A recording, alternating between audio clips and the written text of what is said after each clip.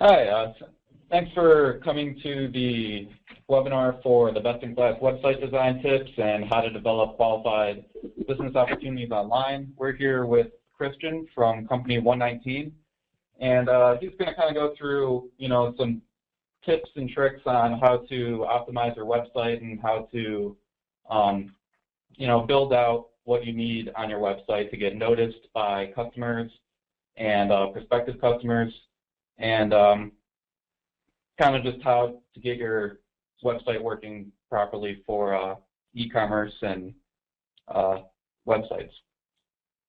So with that, I'll turn it over to Christian, and you can take the lead on that. Thanks, Josh. I appreciate it. So thanks, everybody, for your time today. What we're going to go through is what I like to call 3 questions that you're not going to hear this year. So instead of focusing on things that you probably get asked all the time, we're going to focus on 3 things that you shouldn't be hearing or probably going to be hearing less and less of. And it's appropriately titled, Have You Seen the Phone Book? We all probably remember, the way that we all used to find information. If you didn't know what it was, you'd open up the yellow book, you'd open up the white pages, and you'd find somebody's number. And usually, you might base your decision on maybe a name brand that you've heard before. Maybe it was completely a shot in the dark, and so you picked who had the best ad and who had the biggest size, or maybe who had the small, so that's who you're going to get it the cheapest from.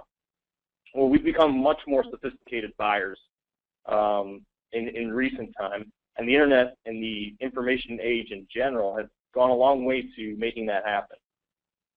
So because of that, we don't ask certain questions. The reality is, though, that these questions, or the lack thereof, play a crucial element in how our businesses are going to grow in the next year and in the foreseeable future. So in light of the lack of these questions, we're going to build some strong marketing, online marketing strategies from that. All right, so let's get started. Our company's name is Company 119. We brand ourselves as a firefighting-related business. We like to impress upon our team and on our clients that we are a high communication company. And when it comes down to it, at the end of the day, details matter. And so in our industry, it comes down to metrics. It comes down to numbers. It's not whether you like us, whether we have a big smile on our face, whether our ad's the biggest in the yellow pages. It comes down to whether, at the end of the day, did you see results? Did you see sales come in? Did you see new email registrations? Whatever your measurements may be, that's how we measure our success. And we've been doing that since 2004. The 3 questions that we're going to ask, they have certain things in common. First, the questions are being rendered less and less relevant every day. I spoke about this for a couple seconds before. All of these questions, they're becoming less and less relevant. They're going to have major impact on your business, the organization's bottom line. And the other primary thing is if you adopt these, you can make 2013 much better than 2012 was. All right? Each question, though, has a timeless concept. I'm a young guy. I look even younger than I probably sound even younger. I'm actually 17. I'm joking. However, when we approach this new world of technology, this new world of, the world of Google, the age of servers and client PCs and things like that, there's still some inherent concepts that are going to be timeless. And each one of these concepts that I'm going to present to you today are still based on timeless elements. If it doesn't, then it's probably just a fad. That's our opinion. The difference is in accessibility and technology, but it's not a fundamental change in human nature. If you think about it, we have cell phones now, so we have much more connectivity to other people, and it happens faster, and we expect that. However, the elements of communicating with other human beings have been around since man has been able to speak. And so all we've done with technology is we've made it happen faster, we've made it happen much more efficiently, although if you look at most Verizon bills lately, you don't feel like that's very efficient, but we've created these ways to make it happen on a much more dynamic scale, but when you boil it down, it's still one human being talking to another human being or another group. Lastly, improving your bottom line comes down to how you adapt to these changing elements. And that's going to really be what spells the future for you. So as we look at our companies, even in operations, if we stop innovating, then for most of our industries, we're going to start failing. We see other competitors come in, and they figure out ways to do it for less money and do a higher quality job. And unless you're constantly looking to innovate, your competitors can catch up to you. And so that's exactly what we're seeing in the marketing world. I'm sure everyone's probably well aware. So our first question we're going to talk about today is, have you seen the phone book? If you think about it, how often did you hear that question over the last 12 months? And do you think you're going to hear it over the next 12? If you have seen the phone book, you've noticed that it's probably about a tenth the size that it used to be. And that's intentional. That's a world that they're all trying to deal with. But here's reality. Here's the time-tested principle. People are always going to be looking for collections of information to find suppliers for their demand. For many manufacturers, it's Thomas, right? Everybody had to have a huge wall full of those books, right? And you spend a ton of money every single year getting in there. And Thomas is probably a good example of an organization that's been slow to adapt, and so they're trailing behind right now the rest of the world. Another element is that people are always going to rely on sources for recommendation. So just because you saw it in the yellow book, you still might have asked a friend, hey, have you ever used XYZ plumber? Do they show up on time? Do they get the job done right? And so human beings are always going to be relying on that as well. The phone book satisfied that need in the past, but it's not in the future. And here's a little graph I'd like to show.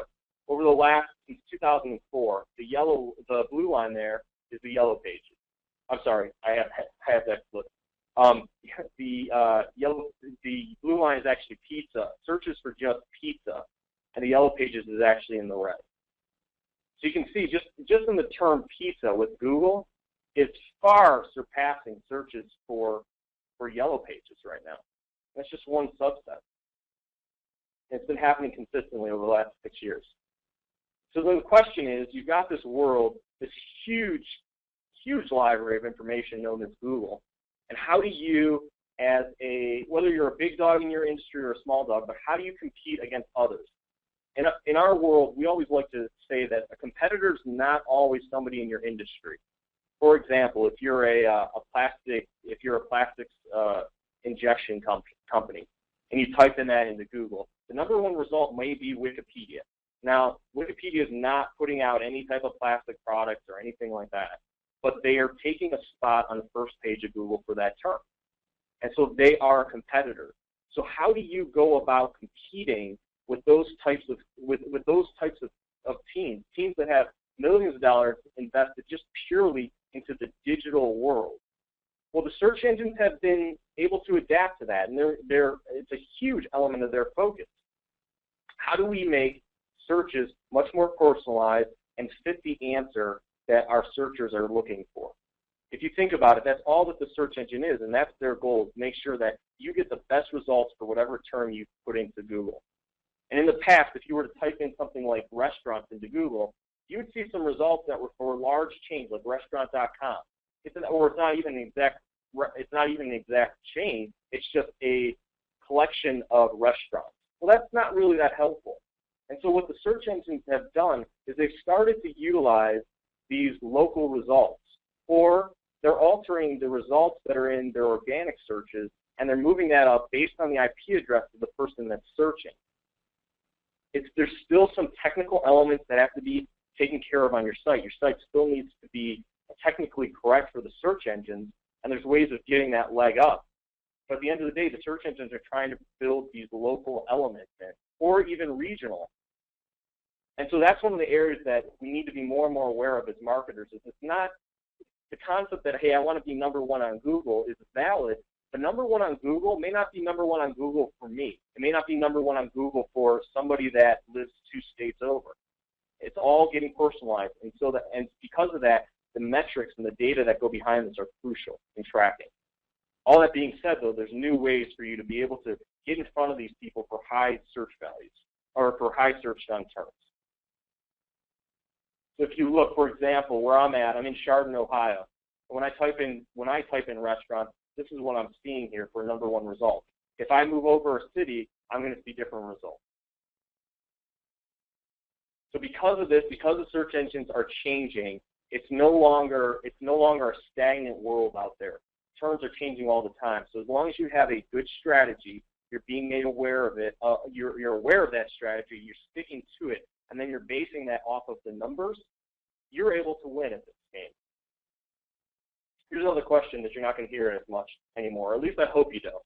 It's where do you think they came from? So what a lot of us do in our sales departments is we ask, okay, well, where did they hear about us first? And hopefully the salesperson has that answer. Said, well, they heard from Joe Smith, or they were at the trade show and we got their name. Sometimes, though, if that phone rings and the salesperson forgets to ask, we don't know.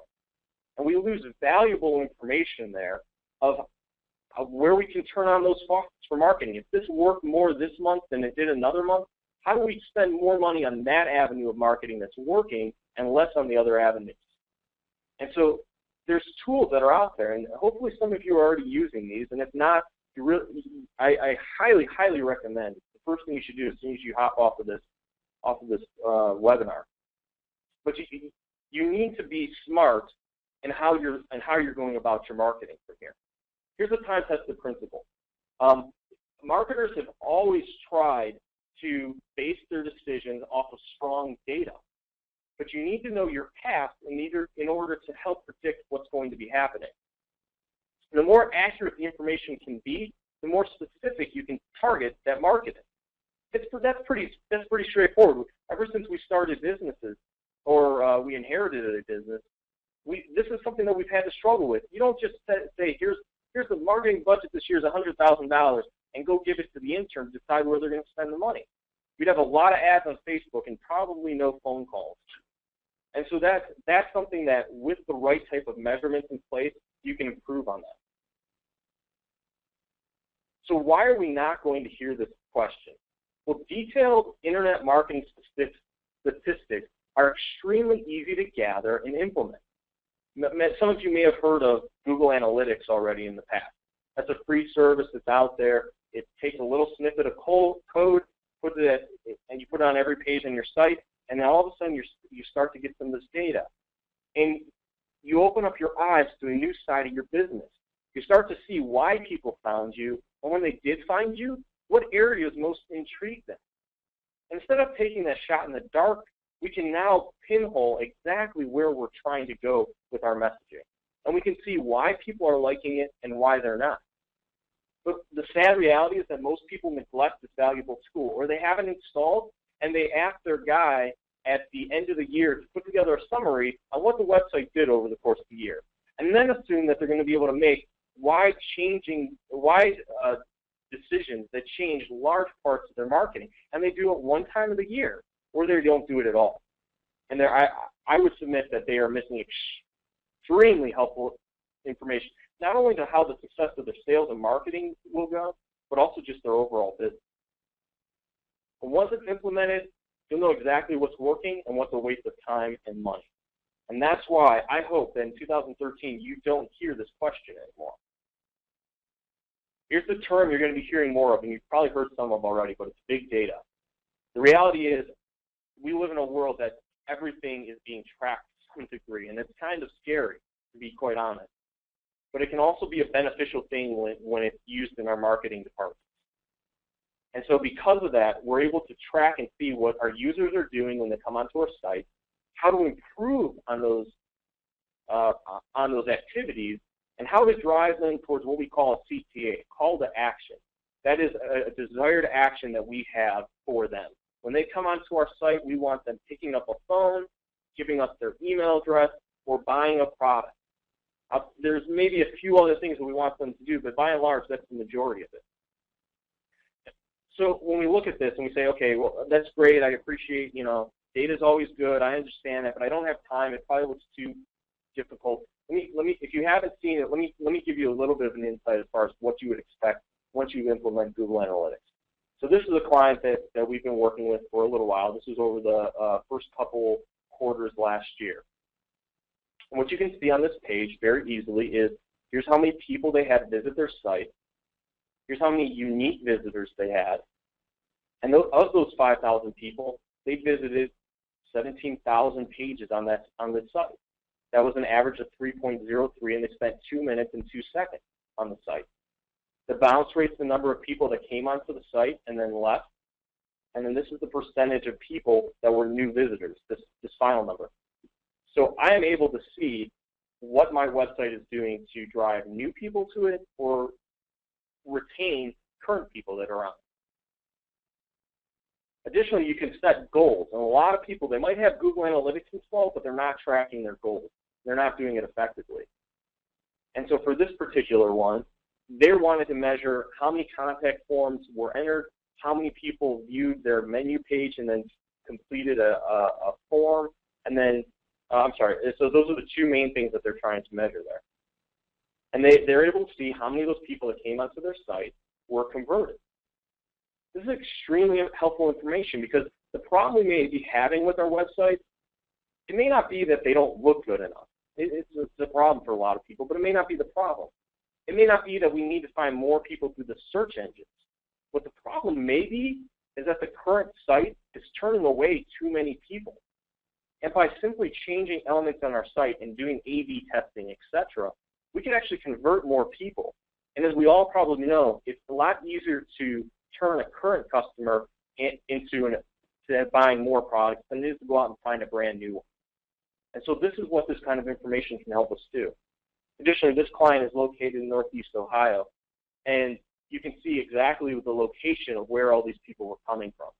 So if we have businesses that are heavily regionally based, or even city, we can determine where we're finding success, where we're failing, why we're failing in those areas, and try to make adjustments. I would submit to you that if you could tell that you had areas that were extremely busy with web traffic, and you're looking at a new market to have a salesperson enter into or focus on for a period of time, this type of data could be extremely valuable for you. So what does this mean? Bottom line is that you can accurately track what's happening on your site, and you can find details of how to run your company, how to improve upon your company, at least in your marketing department and sales department. And this will have overall changes to your organization if you're utilizing this correctly. Here's a couple of resources that you can use. If you haven't installed Google Analytics already, it's pretty simple, www.google.com/analytics. After that, you're going to verify your site's ownership. You may need your IT guy to help you out with this if you don't handle it on your own. It's a real quick step, but you got to mess with a little bit of the code. Google also walks you through that. And then after that, the biggest step is that you have to take an active role in reviewing your site. And so I get the question oftentimes, what's active mean? Well, it depends on your business. If you're a low quantity, high price tag industry, you're probably going to look at things once a month. If you're in an industry or an e-commerce business where you're selling a lot of products and you might have 100 transactions happening on the site, you're going to be you're going to be living in your data at least once a week, and more than likely to be once a day. If you have any questions on the analytics side, on the big data side, we're more than happy to help you out. I know it can be a little cumbersome, but I would tell you that if there's one area that you can fix about your organization and make improvement, this would be it. The other question that I want to talk about is just that you shouldn't hear this next year, but did I make a good first impression?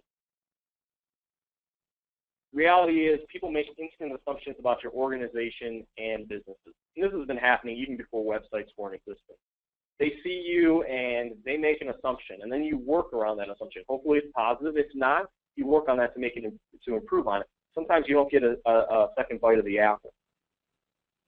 And reality is, in the world that we live in today, people are going to pick up, before someone ever picks up the phone or stops into your business, they're going to check out your website, even if it's just to find out what the phone number is. And at that moment, they're going to have a first impression of you.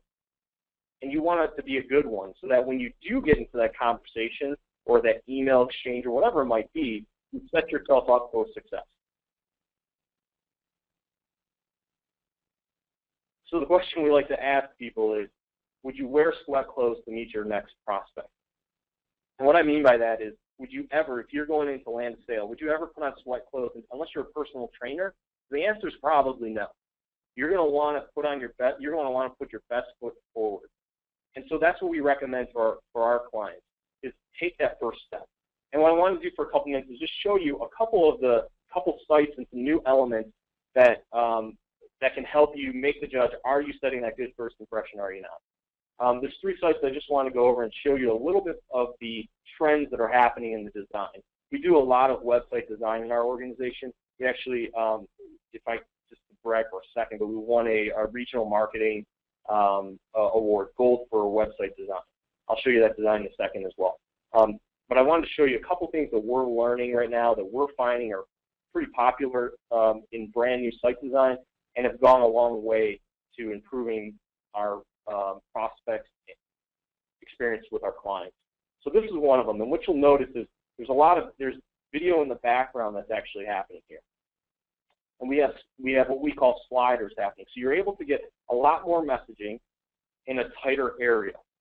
So that being said, you'll also notice that there's words on this page, but there's not a ton of words. And that's intentional as well. You're only going to get about 5 to 10 seconds of this person's time. And so you want to make sure that when you're doing that, you're hitting them with the exact pain issues or the exact features and benefits that you're looking to sell within a short period of time. Here's another design. This is the one that we won an award for. You'll notice that the imagery is very large and expansive. It goes from all the way from the left all the way to the right.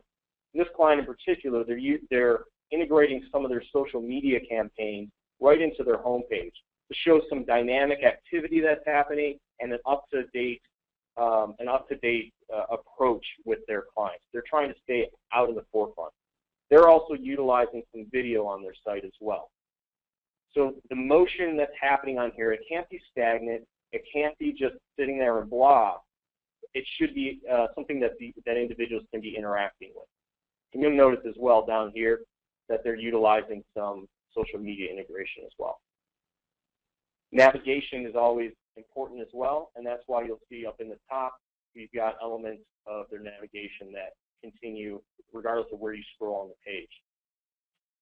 Last example I wanted to show to you is a home building site, and you'll notice that one of the trends right now is a lot of these circular types of images, but reduced text again, and then what we like to call a lot of these sliders and these hovers that are happening. But again, you're going to see extremely visually focused and less words that are being used. All right. So as you're going down this path and trying to determine where exactly you're going to put your focus, here's some of the options that are available to you. So let's say you have a new design, you're ready, you're putting your best foot forward, and now you want to start to drive some more traffic to the website.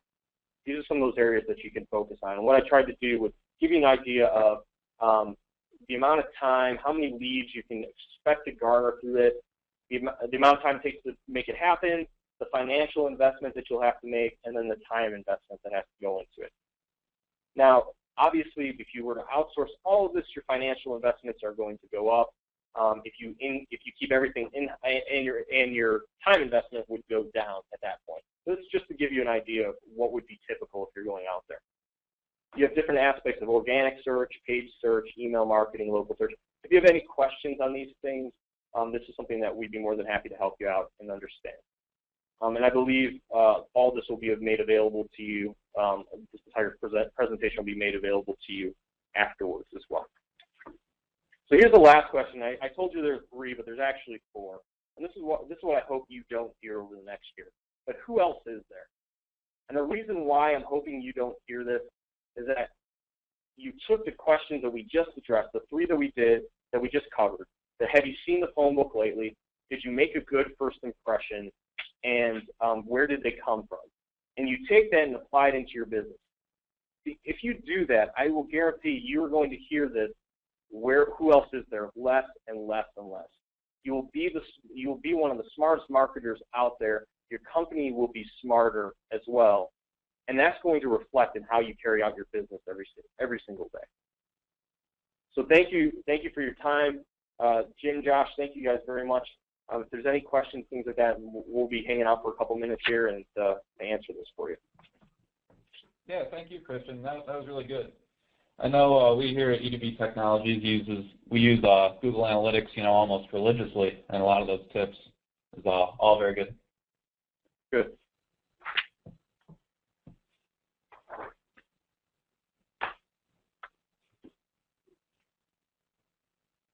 Typically, we'll get questions about analytics and what are good things to be looking for, et cetera. So if anybody has any questions, and now may not be the time, but if anybody has any questions, our information should be on the sheet, and it's not, but you can contact us. Jim, and Josh, will you guys be providing that to them if they need to get in touch with us? Yeah, we'll be providing the information, contact information. Okay, great.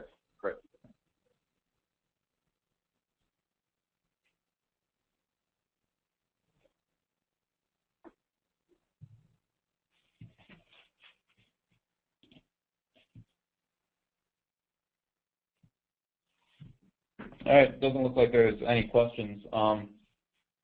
We'll be recording this webinar and also putting it out on our social media as well for people to access in the future.